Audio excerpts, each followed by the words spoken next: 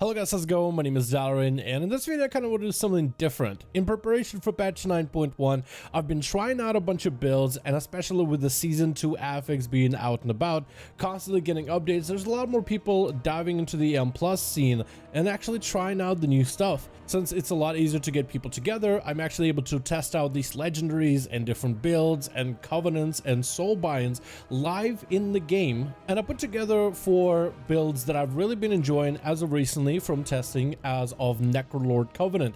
I picked 4 different playstyles that are currently played, tried something new with some of the classes that I'm ulting or maining, and I put together this list for you guys to check out. These are not meta builds or insanely powerful builds. These are just really fun builds that could potentially have some kind of use in the future, but these are the builds that I currently found super enjoyable to check out on PTR in case you guys need something exciting to get ready for in 9.1, especially when it comes to the choice of your covenant.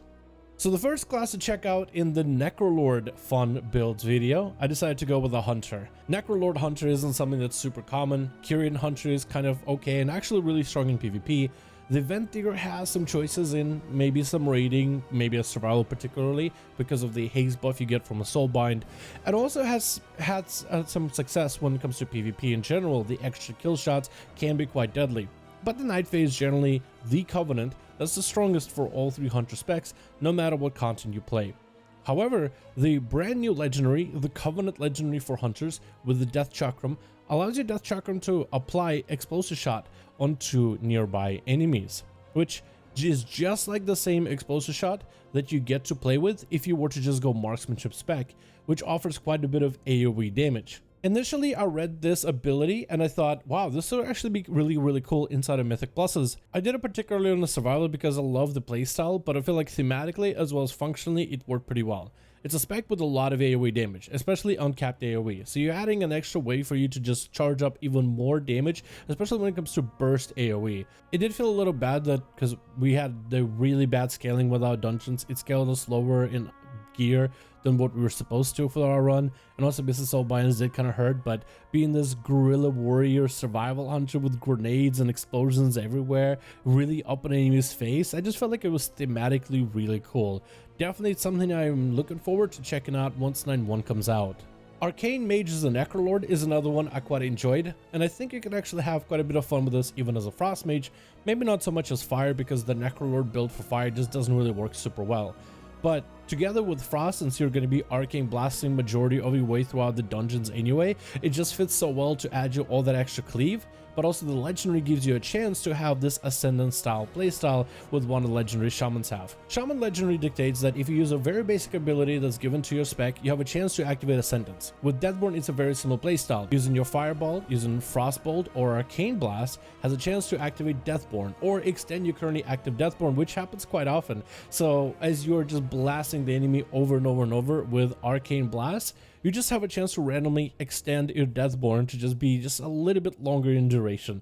And if you get super lucky, it's kind of awesome. It's like a mini god mode for your mage in a sense. The extra damage that you stack up from those fireballs, frostbolts, and arcane blasts too, you really do start to feel it, as it's just really rampy. And I felt like for arcane, since you're going to be really ramping your damage with a bunch of arcane blasts over and over and over, since that's majority of rotation, that's why I felt like it fit that spec in particular the best. This build is a lot different than what I'm currently playing. The playstyle I'm playing right now is Kyrian playstyle with Arcane Mage and Arcane Harmony Legendary, which has a lot of different overlapping buffs and also debuffing the enemy, and then using all these buffs and debuffs to generate a very hard-hitting, very powerful barrage as kind of like your big blast ability, but also in some sense like an execute-esque ability. But this one is a lot different. You just kind of plant your feet and you just start slamming the damage into the boss, which is pretty simple. The extra cleave capability is also very nice, and the procs for Deathborne when you're not inside of Deathborne happen quite often. The fact that Deathborne can extend itself in terms of duration can give you a very strong, powerful open window in the opener, giving you almost like a mage metamorphosis feel-esque to it. I thought this was a very unique playstyle overall, definitely had fun playing with this legendary. Shadow Priest is a spec that I've recently started playing, and I'm definitely far from even decent at it. I'm definitely struggling at parts here and there just to figure out exactly how to play it. So diving into some keys on the Shadow Priest when I don't really know what the hell I'm doing, probably not a great idea, but the Shadow Priest is a ton of fun either way, and it's definitely a spec that I'm super excited to learn how to play. What made me want to try Shadow Priest in the Necrolord is the fact that your legendary, upon using your Covenant ability, will summon a skeletal minion to help you, either by aiding your allies with healing, doing damage to enemies, or both, depending on your spec. As a Shadow Priest, you get an unholy rattling skeleton who is just going to do damage. The damage is spiked based on how much damage the person with your transfusion takes from you or your allies. So, as you throw down transfusion, you summon a skeletal minion. The more damage that's done to the person with the transfusion debuff, the harder your skeletal minion is going to hit. For a Holy Priest, he ends up healing your allies instead, also being buffed to heal for more, the more damage your unholy transfusion target takes damage, whether it's a single target or AoE. For this priest, he actually does half and half. Sometimes he'll heal if an ally is low, and other times he'll just do damage. And I haven't really got to test if that damage is based off of your atonement or contributes towards your atonement healing or not, but that would be an interesting one either way. Overall, I thought this was a cool legendary because, well, you get to summon a skeletal minion. It's almost like this Necromancer style gameplay that I feel like a lot of players in WoW are kind of waiting for. At some point, Blizzard is going to add a Necromancer to the game. So for Priest, I thought this was an interesting one for me to try out. I just wanted to see how strong this pet is. However, this one I learned later does have some bugs in PTR. This pet doesn't really properly scale with haste right now, even though they do have some haste scaling, but you have to hit a certain breakpoint for them to be able to get any big value off it. Then this pet sometimes doesn't have any sustained casts in terms of like it'll sporadically cast abilities or interrupt itself midway through or just kind of start a little too slow. Like there's a lot of inconsistencies with this guy, and it's PTR, so it's going to be happening. But it's a very interesting build, and it does have some positives. Like if it's a mobility heavy fight, just dropping down transfusion and having the skeletal guy blasting your boss or blasting the ads while you're having to do mechanics, he'll just do damage for free in a sense. Also, the healing that he could provide if you are the healing spec as a Disc Priest or Holy, that could be just extra healing. Again, if you have to do mechanics, you just have someone constantly healing the group. Don't really know how well this guy will sim in terms of the raw numbers, but I'm hoping that in some cases this will be at least somewhat of a decent build for at least one of the specs of Priest if you do end up playing a Necrolord. I like the idea of being able to summon minions to do your bidding, like as if you are an unholy Death Knight, but instead you have this Necromancer feel to you. A really cool build nonetheless.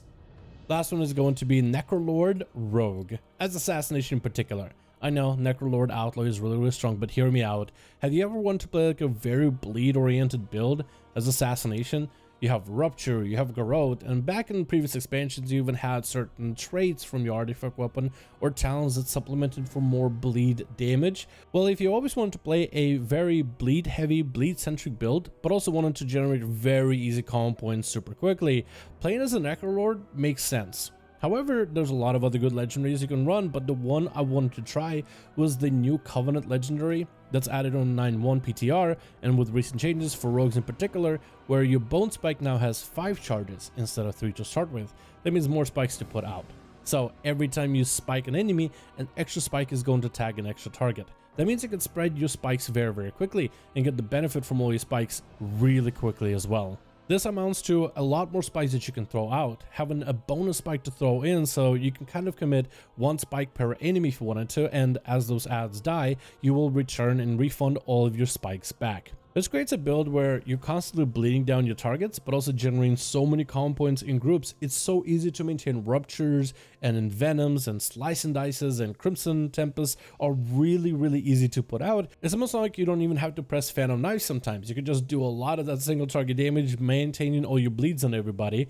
And as enemies are falling apart, you get more spikes back, which you can throw back at the enemies to generate even more common points, more resources. And all that bleed damage does scale off of Assassination Mastery as well, so then all these bleeds do kind of stack up and ramp up together.